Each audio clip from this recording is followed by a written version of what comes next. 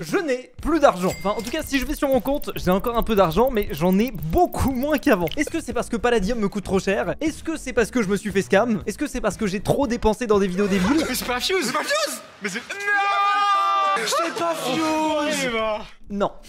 Même s'il y a un petit peu de vrai dans chacune des affirmations au-dessus. En réalité, depuis que j'ai commencé YouTube, j'ai eu qu'une seule inquiétude, c'est de niquer mon futur parce que j'ai arrêté les études. Aujourd'hui, c'est une peur qui s'est un petit peu dissipée parce que le temps est passé, j'ai pris confiance en moi, je me dis que même si YouTube s'arrête demain, j'ai quand même des compétences que je pourrais emmener ailleurs, j'ai le temps de me retourner, tout ça, mais ça reste une petite angoisse dans un coin de ma tête, parce que pour le contexte, initialement, je voulais faire ingénieur en informatique, donc bac plus 5, et je me suis arrêté après un DUT informatique, bac plus 2. Donc c'est pas la fin du monde, j'ai quand même fait des petites études, mais dans le narratif actuel, on te met la pression pour que t'aies bac plus 5 et on te dit que sinon tu vas finir au chômage et que tu vas te retrouver dans la rue. Donc forcément c'est un truc qui crée du stress. Pour vous dire, quand j'ai arrêté mes études, j'avais même fait un tableau avec combien j'étais censé gagner en tant qu'ingé par rapport à ce que je gagnais en tant que youtubeur pour me rassurer. Et le truc c'est que au fond je me suis toujours dit que le seul moment où je serais vraiment rassuré vis-à-vis de ça, c'est le jour où j'aurai la certitude que je n'ai plus besoin de travailler de ma vie, que j'ai gagné suffisamment d'argent pour être safe jusqu'à la fin. Et aujourd'hui, j'ai l'honneur de vous annoncer que cet objectif est rempli. Bon, presque. En réalité, hier, là, j'ai signé mon premier immeuble. La semaine prochaine, je signe mon deuxième. Et du coup, je me suis dit qu'aujourd'hui, c'était la bonne occasion pour vous expliquer ma stratégie d'investissement, combien ça rapporte, pourquoi est-ce que je trouve que l'immobilier c'est cheaté, et pourquoi est-ce que j'ai plus d'argent. Bon, avant d'aller plus loin, déjà, petit disclaimer,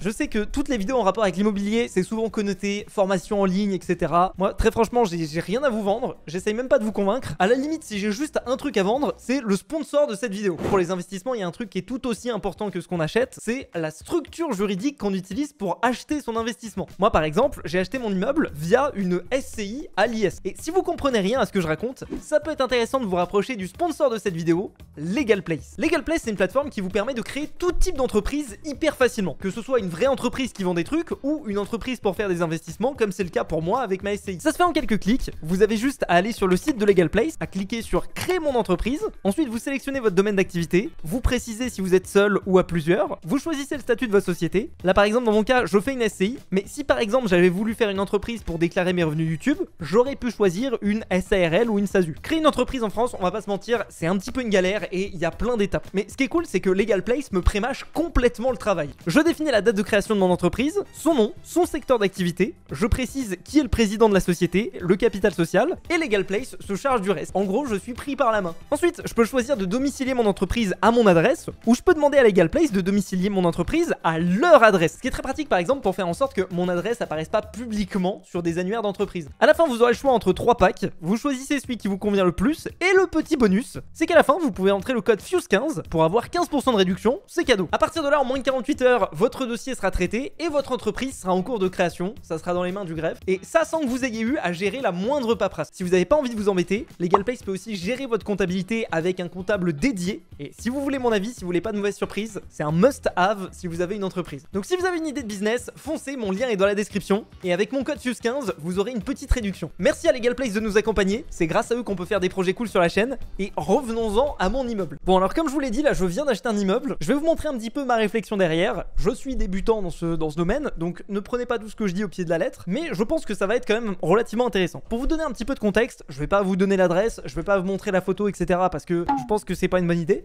globalement. Mais pour vous donner un ordre d'idée, c'est un immeuble dans une ville de moyenne taille du sud, globalement. C'est à peu près ça le délire. Donc j'ai fait ce joli tableau qui me permet d'avoir une jolie simulation de combien est-ce que tout ça va me coûter et combien est-ce que tout ça va me rapporter sur le long terme. Et globalement, la stratégie que j'ai et que 99% des investisseurs immobiliers ont, c'est d'aller voir la banque. Voilà, t'appelles la banque, tu dis oui, bonjour la banque, j'ai un immeuble à 100 000 € à acheter, est-ce que vous pouvez me prêter 100 000 €? La banque vous dit oui, si vous avez de la chance. Vous utilisez l'argent de la banque pour acheter l'immeuble. Vous vous retrouvez donc avec un immeuble et un endettement de 100 000 € sur 20 ans, qui fait que vous devez payer, par exemple, je sais pas, des conneries, je dis une connerie, mais des mensualités de 1000 € par mois. Et bah du coup, ce que vous faites, c'est que vous vous servez des loyers de l'immeuble que vous avez acheté pour rembourser l'emprunt. Ce qui fait que sur le papier, ça vous a coûté 0, et tous les mois, vous remboursez un emprunt qui fait que dans 20 ans, vous aurez un immeuble qui vaut 100 000 €, voire même plus, parce que peut-être qu'entre temps, l'immeuble aura pris de la valeur. Alors ça, c'est vraiment ce qui se passe dans le meilleur des mondes. Le fait est qu'aujourd'hui, c'est quasiment impossible d'appeler la banque et de dire oui, bonjour, j'ai un immeuble à 100 000 €, prêtez-moi 100 000 €. La vérité, c'est qu'aujourd'hui, les banques, elles sont un petit peu frileuses et elles vont vous prêter peut-être peut-être 60, 70, 80% du prix de votre bien si vous avez de la chance. Donc là par exemple, pour vous donner une idée, moi là je suis en train d'acheter un immeuble qui coûtait 200 000 euros. J'ai réussi à le négocier 180 000. Clairement, c'est pas les prix à Paris. À Paris, vous rajoutez facilement un zéro. Donc c'est un achat qui me coûte 180 000 euros. À ça, il faut rajouter les frais de notaire. En gros, c'est des taxes globalement. Voilà, les frais de notaire, c'est peu importe ce que vous achetez comme bien immobilier, vous les payerez. Ça correspond à peu près à 8% du prix de vente. Donc si par exemple vous allez sur Se Loger, que vous voyez une jolie maison à 200 000 euros, et ben, il faut garder dans un coin de votre tête que dans tous les cas, ça coûtera à peu près 8% plus cher. Moi, la stratégie que j'ai sur mes achats immobiliers, c'est que je pars du principe que je mets 30% de la valeur du bien et je laisse la banque financer le reste.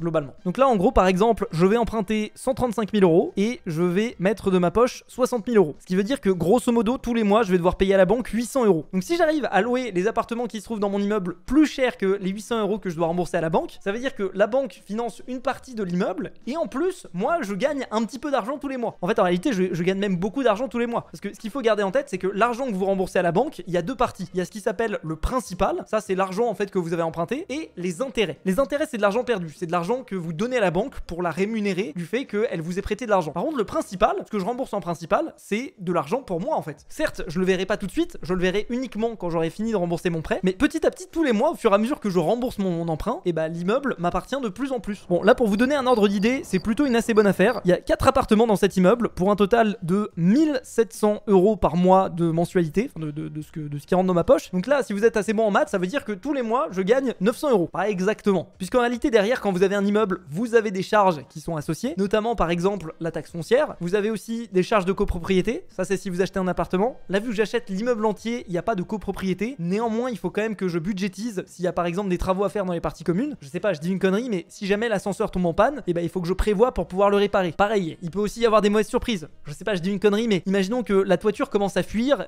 qu'il commence à y avoir de l'humidité dans mon bien immobilier, et ben là ça coûte assez vite cher de devoir réparer ce genre de travaux. Donc certes sur le papier ça paraît être une super bonne affaire, mais la vérité c'est que c'est aussi un risque que je prends parce que ce bien là, je vous ai pas montré la photo, mais c'est un bien qui est relativement vieux en fait. Donc il est pas dans le meilleur des états, il est en très bon état pour l'âge qu'il a. Mais par exemple je sais qu'il y a des problèmes d'humidité qu'il va falloir que je traite. Donc ça fait partie du budget que je prévois. C'est un budget travaux pour régler ces problèmes d'humidité. Donc tout n'est pas rose, il peut y avoir des mauvaises surprises et c'est ça qui est un petit peu compliqué dans l'immobilier, c'est réussir à jauger les risques qu'on prend, à toujours avoir un petit peu de réserve pour pas se retrouver dans la sauce. Parce que là forcément vu qu'on travaille avec de la dette, ce qui se passe c'est que si demain je peux pas rembourser mon emprunt, globalement je suis dans la grosse sauce. Donc c'est pour ça qu'il faut toujours prévoir très très large. C'est pour ça aussi que moi personnellement je préfère faire des gros apports. En immobilier faire 30% d'apport c'est pas énorme non plus, mais c'est pas non plus un petit apport. Je connais des gens qui font des apports de 5-10% du total du bien. Là pour le coup c'est un petit peu plus risqué et c'est un petit peu plus couillu quoi. En fait mon objectif là c'est pas non plus de m'enrichir trop grâce à l'immobilier, c'est surtout de sécuriser ce que j'ai déjà et de prendre le moins de risques possible. Bon en plus de ça je vous ai dit que c'est un immeuble qui se trouve dans le sud. Il s'avère que je n'habite pas dans le sud, donc il va falloir que je le mette en gestion. En gros ça veut dire que je vais faire appel à une agence immobilière pour qu'il gère le gros des problèmes à ma place. Certes c'est confort, mais ça vient avec un coût, et ce coût c'est généralement entre 5 et 10% de l'encaissement des loyers. Donc là vous voyez en gros il y a 1727 euros de loyer, il faut retirer, je crois que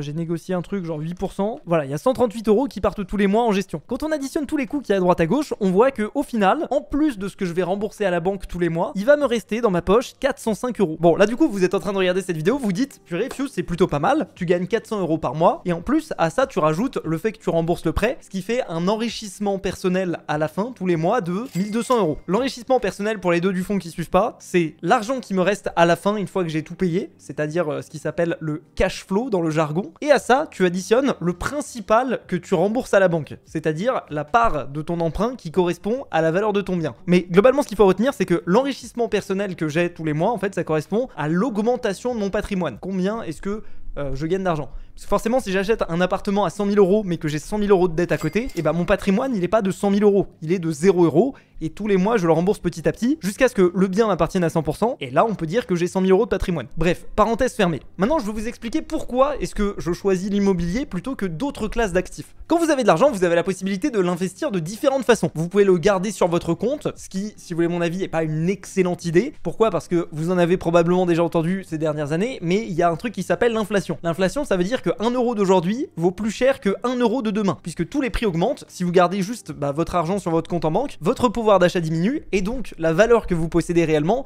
diminue aussi. Une autre classe d'actifs qui est quasiment aussi pas risquée que de garder son argent sur son compte et qui fait perdre un petit peu moins d'argent, c'est ce qui s'appelle les obligations. Donc une obligation, en gros, c'est prêter de l'argent à quelqu'un. La plupart du temps, prêter de l'argent à un État. Donc voilà, vous savez, par exemple, on dit que la France est actuellement endettée de 2000 ou de 3000 milliards, je sais plus exactement, même presque 4000 je crois. Et ben en réalité, quand la France s'endette, ce qu'elle fait, c'est qu'elle émet des obligations sur le marché obligataire. Il y a des gens comme vous et moi qui peuvent acheter ces obligations. C'est-à-dire que globalement, si j'achète une obligation française de 100 euros, tous les ans, la France va me payer 3,54 euros. Et à la fin des 10 ans, l'État français me remboursera mes 100 euros. Bref, je vais pas rentrer trop dans les détails, mais globalement, c'est un moyen d'investir son argent. Et spoiler, c'est ce que j'ai fait pendant ces dernières années. C'est-à-dire que en gros, mon argent, je l'ai prêté à la France. Voilà, comme un bon patriote. C'est-à-dire que en gros, c'est un moyen de garder du cash, mais en même temps de pas non plus trop se faire manger par l'inflation. Vous pouvez aussi, par exemple, investir dans des actions. Vous pouvez investir dans des métaux précieux. Vous pouvez investir dans des crypto-monnaies. Voilà, il y a plein de... Voilà, vous pouvez même investir en fait dans des cartes Pokémon ou dans des montres. Il y a plein de gens qui font ça. Je déconseillerais personnellement. En tout cas, je connais pas du tout ça, donc je vais pas donner de conseils. Mais je vais vous expliquer pourquoi est-ce que selon moi, l'investissement dans l'immobilier, c'est l'investissement qui a le plus de potentiel, en tout cas dans ma situation. Le premier point qui est extrêmement intéressant avec l'investissement immobilier, c'est le fait qu'il est illiquide. Qu'est-ce que ça veut dire qu'il est illiquide globalement? Ça veut dire que c'est pas comme par exemple une action Apple. Une action Apple, vous pouvez l'acheter, vous pouvez la revendre et vous pouvez globalement faire ça en quelques secondes. Il suffit juste que vous vous connectiez sur un broker, un site en gros qui vous permet d'acheter et de vendre des actions. Vous choisissez votre action Apple, vous l'achetez, vous dépensez, vous la possédez. Demain, vous voulez la revendre, ça prend 3 secondes aussi. Bon, le fait est qu'il faut la revendre au prix du marché, donc peut-être que vous allez gagner ou perdre de l'argent, mais ça, j'ai envie de dire, bon, ça fait partie du jeu. L'immobilier, c'est complètement différent. C'est-à-dire qu'il faut déjà trouver un bien immobilier, il faut aller le visiter, ça passe par plein de procédés, il faut aller voir un notaire, il faut faire des machins, des compromis de vente, enfin voilà, ça prend du temps et c'est pas un truc qui se fait en claquant des doigts. Sur le papier, c'est un désavantage. Ça veut dire que si j'ai un appartement ou un immeuble, je peux pas le vendre demain si je suis dans la sauce. Mais l'avantage avec ça, du coup, c'est que il peut y avoir ce qui s'appelle des anomalies de marché. Je vous donne un exemple relativement simple. Imaginons que dans une ville comme Paris, voilà, on va prendre l'exemple de Paris parce que c'est le plus simple, le prix du mètre carré c'est 10 000 euros. Donc vous achetez un appart à 100 mètres carrés, ça va vous coûter 1 million d'euros. C'est le prix moyen de ce que vous pouvez trouver à Paris. Maintenant, imaginons que vous trouviez un vendeur qui galère à vendre son appartement de 100 mètres carrés. Il a besoin de l'argent très rapidement parce que, je sais pas, il a besoin d'acheter un autre bien, il a besoin de rembourser un emprunt, enfin j'en sais rien, voilà, il a besoin de vendre rapidement. Bah, le fait est que, vu qu'il peut pas vendre en un claquement de doigts son appartement, vous allez avoir une opportunité de négociation. Vous allez pouvoir dire, ok, bah vas-y, je te le prends à 900 000 au lieu de 1 million. Alors évidemment, c'est pas évident de trouver ce genre d'affaires, mais globalement, ce que j'essaye de vous dire, c'est qu'avec l'immobilier, vous avez la possibilité d'acheter des biens en dessous de la valeur du marché. Alors que pour acheter une action Apple en dessous de ce qu'elle vaut réellement actuellement sur le marché, bonne chance. Globalement, de ce que j'ai compris, encore une fois, je reste débutant, si vous allez voir des investisseurs immobiliers chevronnés, ce qu'ils vont vous dire, c'est de systématiquement acheter soit le prix du marché, vraiment c'est le max, soit en dessous du prix du marché. Si vous achetez en dessous du prix du marché, en fait, ça veut dire que à partir du moment où vous avez acheté votre bien, vous avez théoriquement gagné de l'argent. Si j'achète un bien qui vaut 1 million d'euros sur le papier, que je l'achète 800 000, bah sur le papier, j'ai gagné 200 000 comme ça, sans rien faire, juste en achetant. Et ça, c'est pas possible avec la majorité des classes d'actifs, ou alors des trucs très spéculatifs. L'avantage avec l'immobilier, c'est que ça reste relativement safe. Je mets des guillemets parce que j'en parlerai un petit peu plus tard, il y a quand même des limites autour de l'immobilier, mais je trouve que, en tout cas en ce sens, il y a plus d'opportunités vraiment très intéressantes, même si ça demande un petit peu plus de travail. Et en parlant de travail, justement, si demain j'achète une action Apple, j'ai pas possibilité d'aller chez Apple et de dire non mais attendez, changez l'iPhone là, je pense qu'il se vendra mieux si vous faites ça, et entre guillemets d'avoir un impact sur le cours de bourse de Apple. Alors que si j'achète mon appart, je peux faire des travaux dedans, je peux le scinder, je peux essayer de... en fait je crois que je peux rien faire d'autre en fait. Je sais pas, peut-être j'aurai des trucs, mais en gros je peux améliorer mon bien immobilier pour qu'il augmente en valeur. Ça veut dire que j'ai un impact direct sur le truc que je possède, et si je gère bien mon coût, et ben en fait je peux gagner de l'argent juste de par mon travail que je mets dans mon appart. Par exemple, je refais les isolations, je refais la toiture, je refais les trucs, ça fait augmenter la valeur du bien de mon appart, et évidemment parfois vous gagnez pas d'argent, juste par exemple vous mettez 10 000 euros de travaux, votre bien prend 10 000 euros, mais parfois si vous arrivez à faire les choses intelligemment, vous mettez 10 000 euros de travaux et vous en ressortez 20 000 euros de valeur sur votre bien. Donc ça aussi c'est une vraie opportunité d'arbitrage. Après évidemment c'est comme tout, il faut savoir ce qu'on fait, il faut bien s'entourer, ça prend du temps, ça prend de l'énergie, c'est pas non plus de l'argent facile, c'est clairement pas de dire ça. Ça c'est la première raison de pourquoi est-ce que je trouve que l'immobilier est particulièrement intéressant. Pour vous redonner l'exemple de mon immeuble que je suis en train d'acheter, je l'achète à 180 000 euros et la véritable valeur, en tout cas c'est si tu vas sur Meilleurs Agents et que tu regardes le prix au mètre carré de l'immeuble que j'achète, en réalité la vraie valeur du bien il est de 220 000 euros. C'est à dire que je l'achète 40 40 000 € en dessous de sa valeur réelle. Donc sur le papier, juste en achetant cet immeuble, je gagne 40 000 €. Alors après, évidemment, est-ce que j'arriverai à le revendre à 220 000 €? Je sais pas. Évidemment, surtout en ce moment, le marché immobilier est un petit peu tendu. C'est difficile de trouver des vendeurs. Je vais pas rentrer dans les détails, mais c'est tout un délire de taux d'emprunt. Mais voilà, en tout cas, sur le papier, je fais une bonne affaire. Et la vérité, c'est que je pense que c'est impossible que je perde de l'argent. C'est-à-dire que même si je galère à le vendre, eh ben, je vais peut-être pas le vendre 220 000, je vais peut-être le vendre 200 000. Là, globalement, la raison pour laquelle j'ai réussi à l'avoir pour ce prix, c'est parce que le vendeur avait besoin de l'argent rapidement pour aller sur une autre opération immobilière derrière. Donc, il voulait s'en séparer vite et j'ai profité de ce fait-là. Bref, la deuxième raison, et celle-là, je trouve que c'est celle qui est la plus puissante de pourquoi est-ce que l'immobilier, en tout cas en France, c'est la classe d'actifs qui permet de s'enrichir le plus vite, si c'est votre objectif, hein, parce que chacun, en fait, quand on investit, chacun peut avoir son objectif. Soit ça peut être de sécuriser ce qu'on a, soit ça peut être de s'enrichir, dans ce cas-là, on prend un petit peu plus de risques, soit ça peut être un mélange des deux. Il y a plein de choses, et puis ça dépend aussi de l'horizon de temps qu'on a. Si on veut faire fructifier son argent à horizon 20 ans, on va pas faire la même chose que si on veut le fructifier à horizon 3 ans. Et pareil au niveau du niveau de risque qu'on est prêt à accepter. C'est pour ça que quand vous allez voir un conseiller, il va vous dire c'est quoi votre objectif, c'est quoi votre plan. Et ça, c'est un truc que j'ai mis longtemps à comprendre. Moi, je voulais juste que le mec il me dise ok, qu'est-ce que je fais de mon argent, c'est quoi le plus opti. Mais en fait, ça dépend vraiment de ce que vous voulez en faire. La deuxième raison de pourquoi est-ce que c'est cheaté, j'en ai parlé un petit peu plus tôt, mais c'est tout simplement les banques. Alors, je sais pas pourquoi, mais en France, les banques, elles adorent l'immobilier. C'est-à-dire demain, essayez d'appeler votre banque pour acheter des actions. Vous allez voir, à moins que vous soyez en banque privée ou je sais pas trop quoi, ou que vous soyez un énorme client, vous allez avoir du mal. Vous allez avoir vraiment beaucoup de mal. Alors que je sais pas pourquoi, l'immobilier, c'est globalement accepté que ce soit un actif qui puisse être acheté à crédit. Je pense que ça vient aussi du fait qu'en France, on a cette espèce de croyance que l'immobilier ça baisse jamais. Et j'ai envie de dire que ça a été vrai pendant de nombreuses années. Mais voilà, encore une fois, je mets des guillemets, je mets un bémol parce que c'est pas parce que ça a été vrai ces 30 dernières années que ça sera vrai dans les 30 prochaines années. Et je vous parlerai un petit peu des points qui font que peut-être que c'est pas la meilleure des stratégies que j'ai dans le futur. Enfin, en gros, je vous expliquerai pourquoi est-ce que tous les contrepoints de ma stratégie juste un tout petit peu après. Mais voilà, globalement, ce qu'il faut se dire, c'est que pendant de nombreuses années, genre de 2015 à 2020, même un petit peu après, c'était possible de venir avec 0 €, de demander à la banque d'acheter le bien immobilier avec leur argent et de s'enrichir soi-même. Je sais pas si vous vous rendez compte juste du niveau de cheat que ça représente. T'as même des mecs qui arrivaient à acheter des immeubles, ils mettaient 0 € de leur poche et ensuite ils arrivaient à gagner un petit peu d'argent tous les mois. Alors forcément, au bout d'un moment, si tu vas en prendre 50 millions, les banques voudront plus te prêter parce que tu vas représenter un trop gros risque. Mais le fait en fait de pouvoir s'endetter pour acheter un actif, c'est extrêmement puissant. Il faut bien le faire parce que ça peut vous ruiner. Mais l'avantage de l'immobilier en France, c'est que, en tout cas, de ma période où j'ai été en vie, ça a été relativement stable, relativement prédictible. Et de manière générale, je crois pas qu'il y ait d'exemples de moments où les loyers aient baissé sur ces 10-20 dernières années. Je crois que ça a fait que augmenter et que ça a fait que suivre l'inflation. Donc voilà, tout ça pour dire que globalement,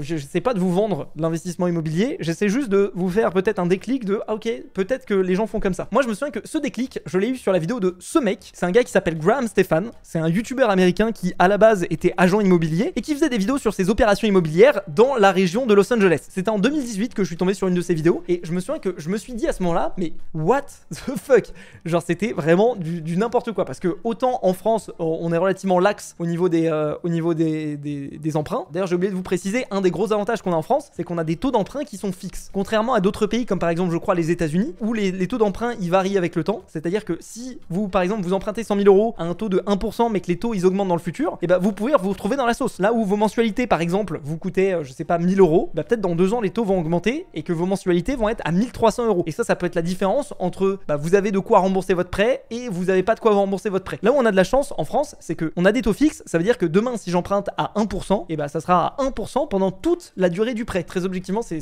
une des raisons de pourquoi est-ce que il y a des gens qui considèrent que la France est un paradis bancaire, pas un paradis fiscal, un paradis bancaire. En tout cas, c'est un terme que j'ai vu passer et je suis relativement d'accord au vu d'avoir vu ce qui s'est passé, ce qui se passe un petit peu partout dans le monde. Pour revenir à notre ami Graham Stephan, aux États-Unis, c'est des gros malades. En gros, lui, ce que ce gars a fait, par exemple, je vous donne un exemple, c'est qu'il a acheté une maison. Je crois que c'était une maison à 500 000 €. Il a été voir la banque lui a prêté 500 000 €, comme ça. Il a mis 0 €. Il a divisé la maison en deux. Il a habité dans la première moitié de la maison. Il a loué l'autre moitié de la maison et l'autre moitié de la maison suffisait à lui rembourser son crédit. Donc là, il se retrouve à avoir un logement gratuit plus le fait qu'il rembourse un emprunt d'une maison qui vaudra 500 000 € dans 20 ans. En plus de ça, il a fait des travaux dans sa maison. Ce qui fait que quand tu fais des travaux dans ta maison, théoriquement, ta maison gagne en valeur. Du coup, il a rappelé à la banque, il a dit oui, bonjour, le bien que j'ai acheté 500 000 €, maintenant il vaut 600 000 parce que j'ai fait des travaux. La banque est venue voir, elle a vérifié, elle a dit ok, si vous voulez, on peut faire ce qui s'appelle un refinancement de votre prêt. C'est-à-dire que si jamais vous remboursez pas votre prêt, votre banque peut récupérer votre bien immobilier. Techniquement, elle prend pas de risque sur le papier parce qu'on a vu en 2008 avec la crise des subprimes que parfois parfois en fait le marché immobilier est juste une énorme bulle et que ce qui s'est passé en 2008 c'est que les banques avaient prêté énormément d'argent pour acheter des maisons qui au final étaient surévaluées, et quand le marché a explosé, les gens pouvaient plus rembourser leurs prêts immobiliers, les banques ont saisi plein de maisons qui valaient beaucoup moins cher que ce qu'elles avaient estimé, et c'est à cause de ça en partie que certaines banques ont fait faillite comme Lehman Brothers. Ok, j'ai l'impression que je pars dans tous les sens, j'espère que vous arrivez à me suivre. Pour revenir à ce que je disais, c'est possible aux États-Unis de refinancer sa dette. C'est-à-dire que si vous aviez une maison qui valait 500 000 hier et qu'aujourd'hui elle vaut 600 000, et ben vous pouvez aller voir la banque, elle va vous prêter la différence. Donc le gars s'est retrouvé avec une maison dans laquelle il habite, avec un gars qui rembourse à sa place, plus 100 000 $ que la banque lui a refinancé. Avec les 100 000 $, il a pu racheter un autre bien immobilier et il a continué comme ça, et je crois que là aujourd'hui il a plusieurs dizaines de millions. Alors que quand j'ai commencé à le regarder, je crois il avait 1 ou 2 millions de patrimoine, là il en est à 15 quoi. Donc c'est ça qui est assez impressionnant avec l'immobilier, et pas si difficile que ça en fait. Je pense qu'il y a quand même une partie de risque, il y a quand même une histoire de capital de départ à avoir et de bonnes relations avec sa banque. Forcément, si vous arrivez de but en blanc avec une banque qui vous connaît pas et que vous pouvez pas leur prouver, vous pouvez pas les rassurer, ça va être compliqué d'emprunter, mais si vous avez ces deux trucs là de base, en vrai, c'est surcheaté en fait je trouve. Bref, voilà, vous avez mon point de vue là-dessus. Maintenant, quelle est ma stratégie? Globalement, ma stratégie là, comme je vous l'ai dit, c'est que moi là, à ce stade, j'ai deux choses. J'ai de l'argent qui est coincé dans des obligations d'État, donc c'est de l'argent que je peux pas toucher, et j'ai de l'argent qui est coincé dans de l'immobilier. C'est pour ça que je vous dis que j'ai plus d'argent, parce que techniquement j'ai plus de liquidité. Si demain j'ai une grosse galère, il faut que j'emprunte de l'argent pour pouvoir rembourser cette galère. Donc c'est un petit peu compliqué, c'est un petit peu un moment stressant. Il faut bien goupiller le truc pour pas se retrouver dans la sauce, mais globalement c'est à peu près ça. Donc ma stratégie là, c'est de prendre petit à petit l'argent qu'il y a dans mes obligations pour investir en immobilier avec. Au fur et à mesure que l'argent se débloque du côté des obligations, j'achète des biens. Ce que je fais, c'est que je mets 30% d'apport, je fais financer le reste par la banque et je répète l'opération jusqu'à ce que les banques ne veulent plus me prêter. Donc c'est un petit peu le plan. L'objectif court terme là, c'est d'avoir suffisamment de cash flow pour pouvoir vivre sans avoir à me verser de salaire de YouTube, parce que j'ai pas envie d'être dépendant de YouTube en fait pour ma vie de tous les jours. C'est ce que je vous disais un peu plus tôt, ça fait partie de ma stratégie pour être serein financièrement. Et dans 20 ans, une fois que j'aurai fini de rembourser tous mes emprunts, et ben en fait tout ce que je mettais en remboursement, ça arrivera dans ma poche. Donc je verrai ce que je ferai dans 20 ans. Peut-être que j'irai sur des yachts et que je me baladerai en jet privé, ou peut-être qu'il y aura eu une crise immobilière gigantesque et que je serai complètement ruiné. Ça fait partie du risque. Il y a aussi un autre truc que j'aimerais bien faire, et là peut-être que certaines personnes dans l'audience peuvent m'aider, c'est que j'aimerais vraiment acheter. Il y a deux endroits dans le monde où j'ai envie d'acheter, c'est à Amsterdam aux Pays-Bas et à Montréal. Si vous suivez un petit peu la chaîne depuis longtemps, c'est deux endroits dans lesquels j'ai habité, c'est deux endroits dans lesquels j'ai vraiment kiffé, et deux endroits dans lesquels pour moi en fait il fait tellement bon vivre que je vois pas un monde où ça descend. Surtout par exemple Montréal notamment, je sais que c'est une ville qui est extrêmement peu chère par rapport à tout le reste du Canada, donc pour moi il y a une énorme opportunité sur cette ville. C'est juste que je sais pas comment faire pour emprunter de l'argent en dehors de la France. Si je vais voir une banque française et que je lui dis salut, est-ce que tu peux me prêter de l'argent pour acheter un bien aux Pays-Bas par exemple, ça a beau être l'Europe, en fait ils voudront pas me le prêter parce que ils auront pas, si j'ai bien compris, ils auront pas légalement le droit de saisir mon bien immobilier en dehors de la France. Si je rembourse pas, en fait ils sont juste baisés, donc ils veulent pas prendre de risque. Donc si quelqu'un a une piste de comment est-ce que je peux faire ça, est-ce qu'il faut que je me rapproche d'une banque peut-être à l'étranger, est-ce qu'il faut que je fasse je sais pas quoi, mais voilà, n'hésitez pas à m'aider, parfois j'ai des bonnes surprises dans mes mails. Maintenant je vais vous parler de pourquoi est-ce que l'immobilier c'est pas parfait. Il y a deux raisons de pourquoi est-ce que l'immobilier c'est pas parfait. La première raison, c'est une raison éthique. Je sais très bien qu'en faisant cette vidéo, je vais avoir certaines personnes qui vont émettre des critiques et des problématiques vis-à-vis de l'investissement immobilier. Et c'est des trucs sur lesquels je suis tout à fait conscient, et je suis d'accord qu'il y a quand même une limite à la multipropriété, notamment en France où aujourd'hui on a de plus en plus d'inégalités. Et la vérité, c'est que je suis totalement d'accord avec vous. Je pense qu'il y a une grosse partie des inégalités en France qui viennent tout simplement du logement. C'est-à-dire que quand vous n'avez pas beaucoup d'argent, et ben la majorité de votre salaire, il va tout simplement aller dans un loyer. Et ce loyer, il va servir à quoi? Il va servir à rembourser le prêt de votre propriétaire. C'est vrai que vu comme ça, c'est quand même une sacrée absurdité de se dire que en fait c'est des gens comme ça qui travaillent avec leur salaire qui remboursent ton emprunt à toi en fait, qui ne travaillent pas. Après c'est le principe du capitalisme, c'est le capital entre guillemets qui travaille à ta place, mais je suis tout à fait d'accord qu'il y a vraiment des limites à faire ça, et d'un point de vue éthique il y a aussi des limites. Maintenant est-ce que je dis ça pour me dédouaner? Mais en fait j'ai envie de dire, c'est pas moi qui loue le bien immobilier, c'est quelqu'un d'autre. Je sais que c'est la pire des excuses à avoir, parce que si tout le monde pose comme ça, les choses ne changent pas. Mais après, d'un autre côté, en fait, le problème, c'est que d'un point de vue intellectuel, je suis d'accord avec le constat. D'un point de vue personnel, mon individualisme l'emporte, en fait, j'ai envie de dire. C'est-à-dire que moi, ce que je me limite à ne pas faire en tant que bailleur immobilier, en tant que propriétaire, c'est avoir des logements qui sont dégueulasses, avoir des logements qui sont juste des 9 mètres carrés à Paris sous les toits. Enfin, voilà, il y a des limites que je me fixe sur la qualité des logements que je propose à mes locataires. Il y a des limites sur sur les loyers que je vais effectuer sur mes locataires pour essayer de pas trop abuser. Maintenant, sur la construction du système en lui-même, bah malheureusement, il y a une opportunité de s'en sortir entre guillemets, même si techniquement, moi je m'en suis déjà sorti dans ma vie, mais comme je l'ai dit un petit peu plus tôt, il y a toujours le stress du futur, de qu'est-ce qui se passe demain en fait. Est-ce que demain je vais réussir à continuer de vivre de ce que j'aime et de ce que je veux faire, ou est-ce qu'il faudra que je prenne un vrai taf? Et d'un point de vue complètement égoïste, bah j'ai pas envie demain de reprendre un vrai taf, de me lever à 9h et d'avoir un patron, etc. Je suis moi-même patron, donc c'est un peu hypocrite de dire ça, mais en fait j'ai envie de dire, je pense que la majorité d'entre vous vont comprendre un peu ce délire de liberté financière entre guillemets. Donc ça c'est la première des limites de l'immobilier, c'est cette considération éthique. Maintenant d'un point de vue complètement terre à terre, si on considère que l'argent, en réalité l'immobilier, je trouve que c'est une énorme bulle, en tout cas en France. J'ai l'impression que y a tous les gens qui investissent en immobilier ont l'impression que c'est un investissement qui ne peut pas descendre en valeur, c'est un investissement voilà, qui ne fait que monter. Et en fait c'est tellement une prophétie auto-réalisatrice que même quand les taux montent, ce qui s'est passé ces 2 dernières années, pour simplifier globalement, quand vous empruntez quelque chose à la banque, elle vous donne un taux. Globalement, vous allez emprunter 100 000 € à 3,5%. Plus le taux est élevé, plus le coût de votre crédit va être élevé. Et plus le coût de votre crédit va être élevé, c'est-à-dire que plus vos mensualités vont être élevées, et donc plus votre budget pour acheter ce que vous voulez acheter va être réduit. Donc quand les taux montent, en fait, mécaniquement, les prix de l'immobilier descendent, parce qu'il y a moins de demandes et il y a moins d'argent qui peut être mis dans l'immobilier. Et le truc qui est complètement fou, qui s'est produit ces 2 dernières années, c'est que les taux ont monté, ils ont même beaucoup monté, et les prix n'ont pas rétréci. Et pourquoi est-ce qu'ils n'ont pas rétréci? C'est parce que les gens qui avaient l'option de vendre ou ne pas vendre, en fait, ils se disaient, mais attendez, j'ai acheté ce bien immobilier 300 000 €, personne veut me l'acheter à 300 000, bah je vais juste pas vendre et je vais attendre que quelqu'un veuille bien l'acheter au prix où moi je l'ai acheté. Parce que tout le monde refuse de perdre de l'argent sur l'immobilier, parce que tout le monde a toujours répété, l'immobilier, tu fais que gagner de l'argent, c'est le placement parfait, c'est le placement préféré des Français. Et moi, il y a